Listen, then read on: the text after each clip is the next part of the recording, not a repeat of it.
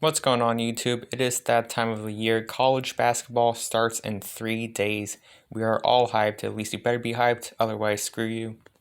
It should be a fun season as always, but it is time for preseason bracketology.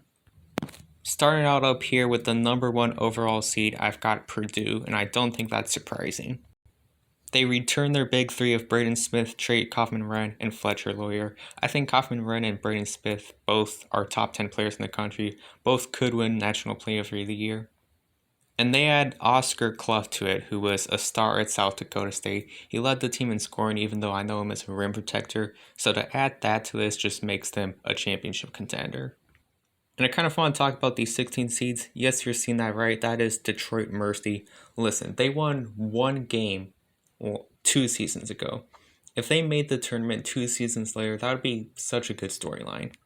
They only won 8 games last season, but listen, they returned their entire starting five. I think Orlando Lovejoy might be one of the best players in the Horizon League Conference, and they could win 15-16 games, which might be enough. The Horizon does not look very good this year. And then Norfolk State, they're always in it. It feels like they're always in it, but I will say this is not one of their better teams. I think this year they return to the play-in. LSU, the 8th seed, was one of 2 SEC teams that did not make the tournament last year. They're trying to change that. They have an interesting mix of transfers led by Deaton Thomas from UNLV. And Cincinnati suffered one of the worst moments of the college basketball offseason. They had to let Jizzle James go. If they could have had Jizzle James, this Cincinnati team would have been legitimately good. They would have been up there with other teams in the Big 12 like Arizona. But they still have a good team, and they're led by George Mason sensation, Jalen Haynes. If you didn't watch George Mason last year, if you don't know who Jalen Haynes is, he's basically not as fat of a DJ Burns, but he plays a lot like DJ Burns, and I think the world's going to get to know him this year. And I took Cincinnati over LSU because since Purdue's the 1 seed, this game would be somewhere around Indiana, so that would most likely be a good advantage for Cincinnati. I don't think Tennessee will be the lead team that they have been the last few years, but they have talented freshmen Nate Ament, they have Jacoby Gillespie from Maryland, so they should still be good. And High Point, like last year, is going to be a mid-major to monitor. They lost a lot of production. They lost Keza Gifford, they lost Bonnie Hamilton, but they got a lot of transfers this year. I think Owen Aquino from Liberty is the perfect Hamilton replacement, just play style-wise. I think he'll be great for them. And I took High Point to upset Tennessee. High Point had a chance to beat Purdue in the first round last year. They almost tied it up late in the second half, but they came up just short. So I think going into this tournament, they'll have that loss as a motivator. When you think of North Carolina basketball, you think of offense, but I think this year they're going to have a defensive-minded team. They have talented freshman Caleb Wilson, they have Henry Vasar from Arizona, and they have Jonathan Powell from West Virginia. So I think it's going to be a different feeling North Carolina team. And UC Santa Barbara is another mid-major to watch out for. They are led by Aiden Mahaney. Listen, Aiden Mahaney was a superstar at St. Mary's. He tried transferring to UConn, and it just wasn't a great fit. He had a down year, but if he can get back to his St. Mary's self, he could be a force. So I think North Carolina's going to have a really good front court defense, so I think Aiden Mahaney could still get his way, but with Tennessee with North Carolina as the 4 seed, I think it's too tough of a trip for UC Santa Barbara, so I took North Carolina. Kansas is an interesting team. They are led by what a lot of people think is a future NBA superstar in Darren Peterson, but the surprising thing is they couldn't get that great of a supporting cast around Darren Peterson. I thought one of the most surprising parts of the offseason was that they couldn't get much outside of Peterson. Syracuse and Washington, those 2 teams have not been in the tournament in a minute.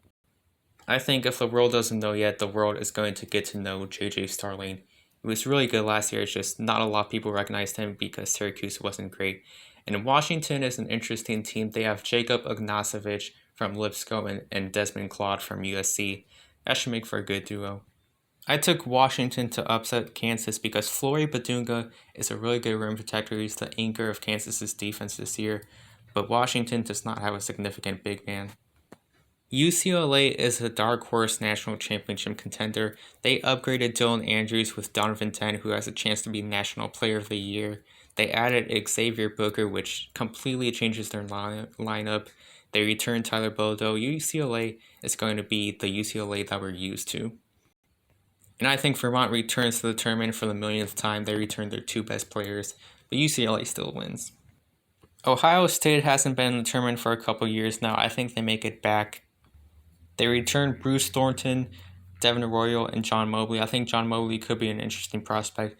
So I like what Ohio State has going. And Boise State narrowly missed the tournament last year. I think they were a first four out, if not one of the best next four out teams. They were right outside the bubble.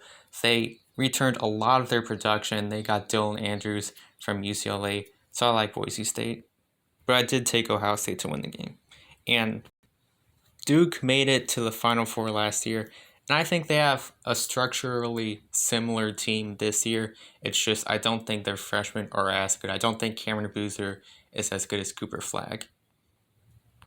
But Duke still has a lot going for them. They have a lot of potential to make it far in the tournament. Florida, the fourth one seed, they're trying to go back to back. It would be legendary if they got that done. It's a different looking Florida team. It's not Walter Clayton and Elijah Martin anymore. It's Boogie Flant and Xavier Lee from Princeton. They still have Alex Condon. They still have Chinyelu, so you can expect them to be a good shot blocking team, a good rebounding team like they usually are. And Florida has a lot of potential. They could make it that far. Baylor is one of those teams that goes into the season with a weird mix of transfers. It's kind of hard to tell who their best player is going to be. And Maryland, first year with Texas A&M's coach, and I think he brings the toughness culture to Maryland. I think Maryland is a tough-minded team this year, and that's why I chose them over Baylor. Mississippi State is an underrated team. They returned Josh Hubbard, who's a really good scorer, and the roster around him looks upgraded from last year to this year. And Liberty, who was a 12 seed last year, I think they repeated the 12 seed. I think they could be the best mid-major in college basketball. They return a large portion of their production from last year. And I think this would be a really popular upset if it happened. It's actually an exact rematch of 2019 when 12 seed Liberty beat 5 seed Mississippi State. So it would be funny if the matchup happened again. But I took Mississippi State this time. I just didn't have enough of a reason to pick it. I like Gonzaga. I think Tyon Grant Foster from GCU and Graham Ike is a really good duo. And Yale, even though they lost Pulakitas, they still have Nick Townsend, and they are expected to get through the Ivy League, and I think they upset Gonzaga. Yale hung with Texas A&M in the first round of the tournament last year. They just came up just short. I think that loss sticks with them going into the tournament this year. And Gonzaga is generally a good defensive team, but who's guarding Nick Townsend? I'm not sure if Ben Gregg is that guy defensively. Texas Tech, who has a National Player of the Year candidate in JT Taubman. Texas Tech is a team that a lot of people are high on. I just don't think the supporting cast is that great. And most people have VCU winning the Atlantic 10. I have George Washington. I think the Atlantic 10 is a one-bid conference this year. And believe it or not, ESPN odds actually favor George Washington to win the Atlantic 10, so it's not crazy. They have a lot going for them. They have a really good roster. I don't have them being Texas Tech because Texas Tech is more experienced. Illinois is a really underrated team. They were a really good team last year. They replaced Yakuchonis with Stojakovic from Cal. And they added the second Avicic brother. So both Avicic brothers are going to be in the same starting lineup together. That's going to give a lot of teams problems. SMU also has an underrated team. I think they're a fun team. They were just outside. They were on the wrong side of the bubble last year. This year, I think they're good enough to be on the right side of the bubble. They have a really good backcourt in Boopie Miller and Jerron Pierre from Jacksonville State. And I'm not even going to try pronouncing his name, but they have a really good big man. He got some recognition last year, but I think he gets a lot of recognition this year. Auburn, after being the number 1 overall seed last year, I think they fall off. I think losing Bruce Pearl mid-season is tough. They have a decent roster. They were able to get Tahad Pettiford to return. I just don't think it's that good. I still took Auburn over SMU because they're more experienced. Houston is going to be the Houston that we're used to, but I do have them falling to a 2 seed. I just think losing Juwan Roberts and LJ Cryer is tough. I've got BYU as a 1 seed. That might be surprising to some people. I don't know how. AJ Dibansa, Richie Saunders, who made a ton of clutch plays from last year, Kay Bakeda, Robert Wright, who's going into his sophomore year. BYU has a ton of potential. And I have Cal Baptist making it out of the WAC list, and Grand Canyon leaving the WAC unexpectedly middle of the offseason. It's tough and it's sad. The WAC used to be one of the better mid-major conferences, but no more New Mexico State. No more Grand Canyon, so it's just sad now. And I think if a team like Cal Baptist made it out and the team out of the Wild was the 16th seed, I think that would just show how bad of a fall off it is.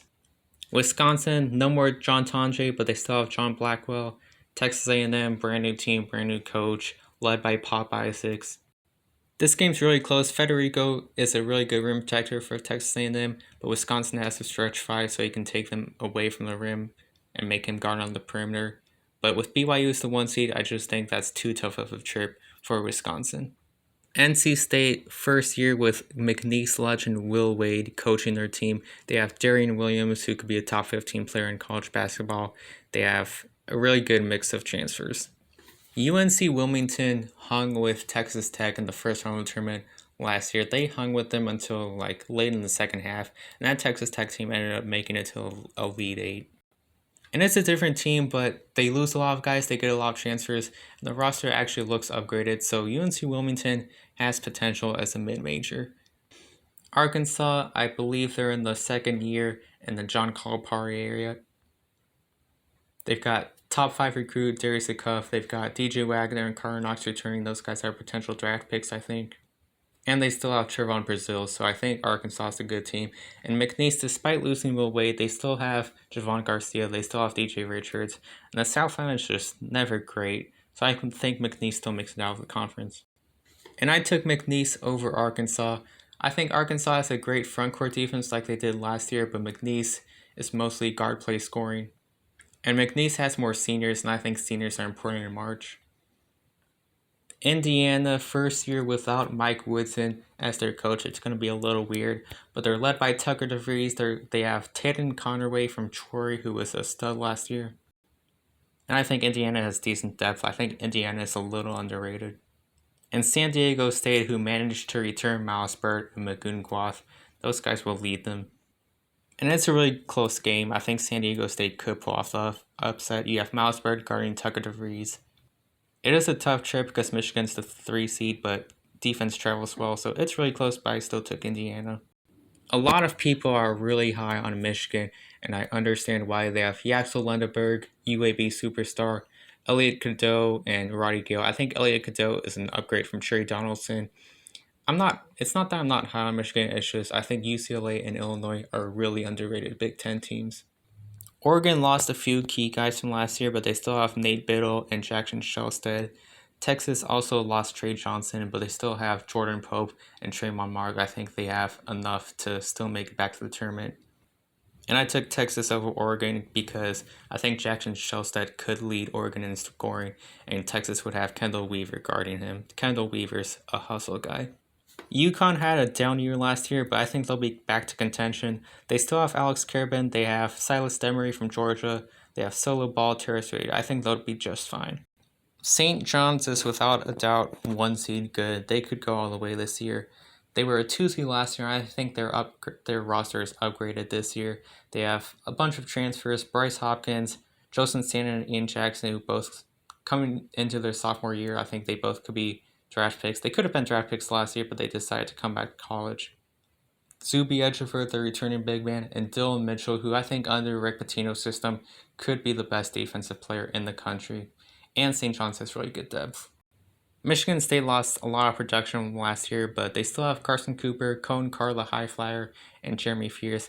And I'm really high on Utah State. I think they're the best team in the Mountain West. They were a 10 seed last year. They returned Mason Falslev. They replaced Ian Martinez with MJ Collins from Vanderbilt. I think Utah State will be good. And I know it's not the best thing to bet against Tom Izzo in March, but listen, Utah State got absolutely blown out in the first round by UCLA in the tournament last year. That's a game that should not be a blowout. It was a 7-10 game. So I think going into this year, they're going to remember it, and it's going to be slightly embarrassing, and it's going to motivate them. Iowa State is another team who was elite last year. Not going to be elite this year because they lost a lot of production, but they still have Tim and Lipsy, Milanovic, that's not his name, but whatever his name is, Milan Mamuli, however you say his name, and Joshua Jefferson. In Miami, Ohio, if I remember correctly, the MAC championship between Akron and Miami, Ohio was a 1-point game with Akron winning. I think Miami, Ohio had the better offseason, so I think this year they can get their revenge, and people are high on them as a mid-major. But I took Iowa State over them because you have Tim and Lipsy guarding Peter Sudar, who is their best player. Kentucky as a 4 seed might be surprising to a lot of people, but listen, one of the hardest things to predict preseason in college basketball is how good the freshmen will be. It's really hard to tell how good the freshmen will be. Derek Lively was the number 1 recruit. He ended up being a late lottery pick and just a role player for Duke. Brandon Miller was like the number 14 or number 15 recruit. He ended up being, I think, runner-up National Player of the Year. It's really hard to say how good freshmen will be. Kentucky has a big 3 this year, and Jalen Lowe, Otego Away, and Jaden Quaintance. Outside of that, it's just freshmen. It's like outside of top 15 freshman recruits. And I just don't know how good the supporting cast outside of the big 3 is going to be. And I know people are high on Illinois State out of the Missouri Valley. They returned their entire starting 5 from a mediocre team, but they still returned their entire starting 5. And the Missouri Valley usually produces really good mid-majors. But I took Kentucky because you have Jaden Quaintance guarding Chase Walker. I think USC is a weird team in that they don't have a true star player. The closest thing is Chad Baker-Mazara, and I think he'll have to prove that he's a leader this year. But I just think USC has really good depth. Alabama, the preseason 15th ranked team in the country. You might be surprised to see them as a play-in team. Listen, Mark Sears and Grant Nelson are massive losses. I'm not sure how well they replace them. And a team with LeBaron Philon as your best player, I'm just not high on that. And I like Providence. They have Jason Edwards from Vanderbilt. And I took USC because Arizona's the 3 seed, and that's a really good West Coast location advantage. Arizona, first season without Caleb Love, it's going to be weird, but they still have Jaden Bradley, they still have Mo Grievous and Toby Awaka. Expect Arizona to still be one of the best rebounding teams in college basketball. They have Anthony Del Rosso, the sharpshooter, and 2 top 15 freshman recruits. And I think Old Dominion's an underrated mid-major. They have a really good mix of transfers. Vanderbilt is similar to USC. The closest thing they have to a star is Duke Miles from Oklahoma, but they have a really solid 10-man rotation. And I still think Memphis is the best team in the American Athletic Conference. They have a few good transfers. I think Vanderbilt beats them because I think this game is going to come down to who plays the better perimeter defense. I think that's Vanderbilt. Louisville is known as a basketball school, and I think they'll have an elite basketball season this year. For the first time in several years. They have Ryan Conwell from Xavier, Adrian Woolley from Kennesaw State, Makeel Brown, who's a freshman that people are really high on. They have Kayshawn Pryor, who was one of their best players last year, but he suffered a season-ending injury in the middle of the season, and Louisville has really good depth. A military school has not made March Madness since 2006, and Navy is, by a lot of people, expected to do that. It is rare to see a military school have expectations, but many people, including myself, have Navy making the tournament. And it's going to be really cool if that happens. So now to the second round, I'm taking Purdue versus Cincinnati because you have Oscar Clough guarding Jalen Haynes. I'm taking High Point over North Carolina. Listen, the in-state matchups in March Madness get spicy, and North Carolina, I think, is going to have a really good frontcourt defense, but I think, like last year, High Point is going to be known for their guard play scoring. I think because of that, they're kind of a bad matchup for them. You have Xavier Booker guarding Jacob Ignacevich, so UCLA gets past Washington. Old school Pac-12 matchup. And I think Ohio State can keep it close with Duke, but I think Duke comes away with it. Florida over Maryland, Mississippi State over Yale, simply because they're the better teams. Illinois has a lot of size to give JT Toppin trouble, so I think Illinois beats Texas Tech. And Houston gets past Auburn easily. I'm taking Texas A&M over BYU. A 1 seed is not lost in the second round in I think a couple of years now, and usually I think on average it happens once a year, so it would be crazy if it didn't happen this year either. I think Texas A&M is the more experienced team and they have more seniors. This would be a massive game if Will Wade played against McNeese. That would be massive. I think NC State wins it. I think Michigan is more experienced than Indiana. I think Texas can keep it close, but UConn comes away with it. St. John's over Utah State easily. Iowa State over Kentucky because you have Tim and Lipsy guarding Jalen Lowe. Arizona over USC. I think Jaden Bradley might be Arizona's best defensive player, and you have him guarding Baker-Mazara. And Vanderbilt over Louisville is 7-2. Vanderbilt is more experienced. They have more seniors. And Louisville is a really good guard play scoring team, but I think Vanderbilt will have a solid perimeter defense like they did last year. Now to the Sweet 16, Purdue ends High Point's Cinderella run. UCLA over Duke simply because they're more experienced. Duke is starting 3 freshmen, which is kind of typical of Duke, but it could hurt them in these close March Madness games. Florida over Mississippi State, but it's close. Josh Hubbard is one of those guys that can drop 30 in a March Madness game and upset Florida, but it's close, but I'm taking Florida. I'm taking Illinois over Houston because both of Illinois' big men and the Visage brothers can shoot the 3 really well. Illinois can run a lot of stretch 5 offense, and I think that hurts Houston's defense. NC State over Texas A&M. Will Wade going to the Elite 8 would be awesome. UConn over Michigan. UConn was one of the best shot blocking teams in the country last year, even though they weren't a great defensive team. I think they can keep that up this year, and I think that affects Yaxel Lindenberg on offense. St. John's over Iowa State. This might be a hot take, but I think Momcilovic leads Iowa State in scoring. But I think St. John's would have Dylan Mitchell guarding him. I think that would be the perfect guy to guard him. Listen, the last 8 to 9 years of college basketball, I'm an Arizona fan, by the way, and it's like when Arizona is about to make the Elite Eight finally for the first time in a while, they lose a game, they either blow a game or they lose a game that they're expected to win, that they should win. And this is kind of scary. This game right here matches that exact description, but I'm still taking Arizona. Now to the Elite Eight. I think this game has potential to be a thriller, but Purdue comes away with it.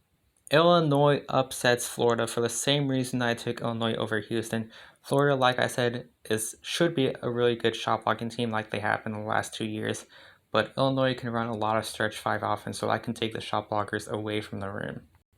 UConn over NC State. They have Alex Carabin playing the 4, while NC State has Darian Williams playing the 4. That's a really good sized advantage. And I'm taking St. John's over Arizona. Illinois over Purdue. Both teams should have solid frontcourt defenses this year, but frontcourt defense affects Purdue more than it affects Illinois. So Illinois beats Houston, Florida, and Purdue to make it to the national championship. That would be a crazy run. St. John's over UConn in what should be the Big East championship. I think Dylan Mitchell could guard Alex Carabin if they needed him to. And to win the national championship, St. John's beats Illinois. Rick Pitino wins his first championship in the St. John's era. That would be amazing for him. That would be amazing to see. Now I'm just going to zoom out. It's going to get blurry. And that's my preseason bracketology. Hope you enjoyed, and hopefully it's a really good college basketball season, because it always is.